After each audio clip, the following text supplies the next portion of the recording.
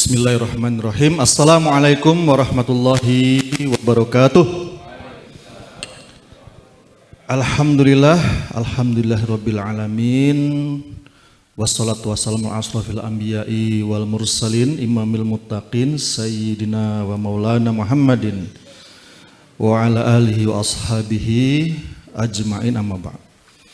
Alhamdulillah hadratal muhtaramin wal mukarramin, para alim ulama, para masyayikh, para habaib, para asatid, hadirin sekalian rahimakumullah. Tadi sudah membahas tentang sejarah, sudah membahas tentang sistem. Sekarang giliran saya membahas tentang orangnya, ya. Jadi hadirin rahimakumullah. Secara singkat, jadi ini adalah kesimpulan yang saya taruh di depan.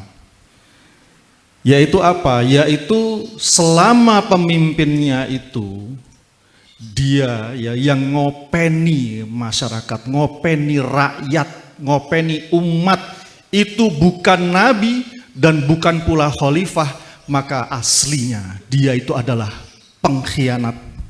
Nah, gimana ceritanya? Ceritanya gini. Kita kembali dari awal ya, bahwa sesungguhnya yang namanya manusia itu berkomunitas berjamaah ya, membentuk sebuah masyarakat. Sejak zaman Nabi Adam dulu, yang senantiasa ngopeni rakyat itu adalah selalu para nabi. Sejak zaman siapa? Nabi Adam. Dan memang itulah wewenangnya. Jadi yang ngopeni rakyat, ngopeni masyarakat, ngopeni umat, itu selalu adalah para nabi. Ini wewenang mereka. Dari mana kita bisa menyimpulkan ini?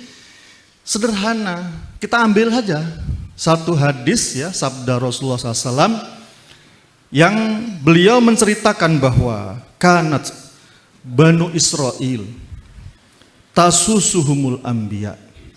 Jadi beliau menceritakan bahwa dulu Bani Israel itu senantiasa diopeni urusane ya oleh para nabi.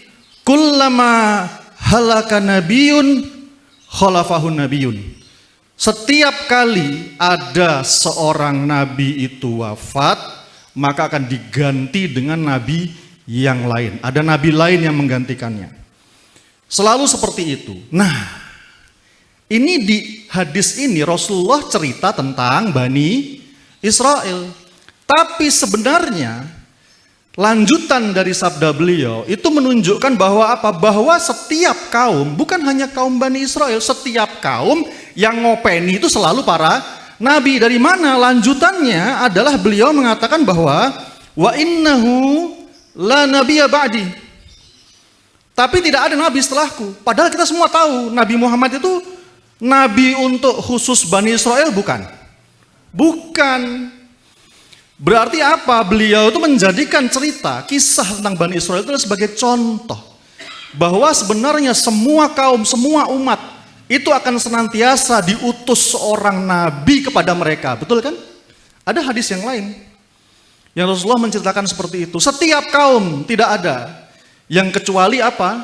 Diutus seorang nabi dari kalangan mereka. Bahkan di hadis Imam Ahmad, jumlah nabi itu konon ya, di hadis Imam Ahmad mencapai jumlah 124.000.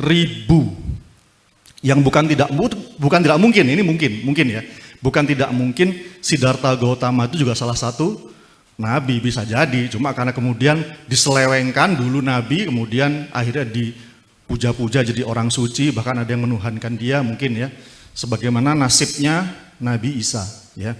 Aslinya nabi tapi dianggap sebagai anak Tuhan dan kemudian menjadi Tuhan ya. Tapi era kenabian itu sudah selesai. Tadi Rasulullah mengatakan fa innahu la nabiyya ba'di. Tidak ada nabi setelahku. Lalu setelah era manusia ini dipimpin oleh para nabi ini selesai, era apa yang melanjutkannya? Masih di hadis yang sama. Beliau bersabda, beliau mengatakan bahwa wa sayakunu khulafa'u. Jadi setelah la nabiyya ba'di, maka akan ada, kata Rasul apa? Para khalifah.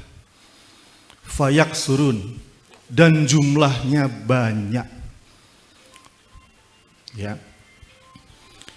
Berarti apa? Berarti urusan sasa ya susu tadi di hadis tadi, kanat Banu Israel tasusuhumul anbiya, ya.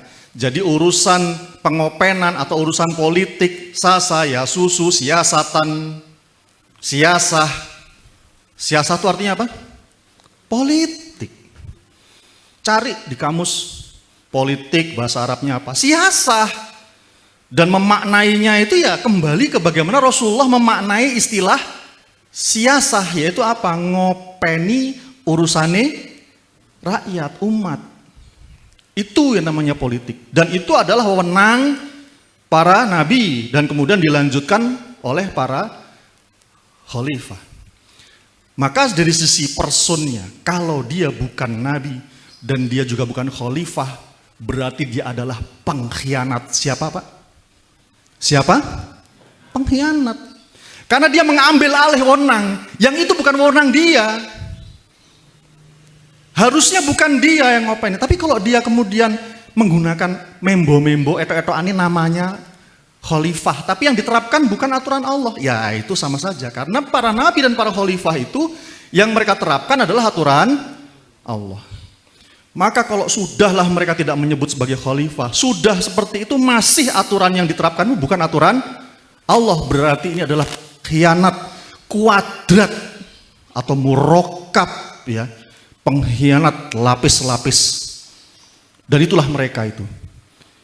Ya, jadi selama mereka itu tidak menerapkan syariat Islam dan mereka tidak menyebut diri sebagai ulama atau yang sebagai khalifah atau yang sejenis itu, pada dasarnya mereka adalah pengkhianat. Mereka tidak berhak mengambil alih wewenang itu. Itu bukan wewenang mereka. Jadi kalau tadi dikatakan di judul, saatnya tampil pemimpin yang amanah. Nggak ada lain. Siapa pemimpin yang amanah itu? Khalifah. Dan menerapkan syariat Allah, syariat Islam. Selain itu berarti adalah pengkhianat. Itu yang bisa saya sampaikan. Mohon maaf, saya manusia biasa, tempat salah. Kalau saya ada salah-salah, saya manusia biasa, ya, masih belajar juga. Dan jika benar, maka sungguhnya kebenaran itu adalah milik Allah. Khairul kalam. Bila taufiq hidayah. Assalamualaikum warahmatullahi wabarakatuh.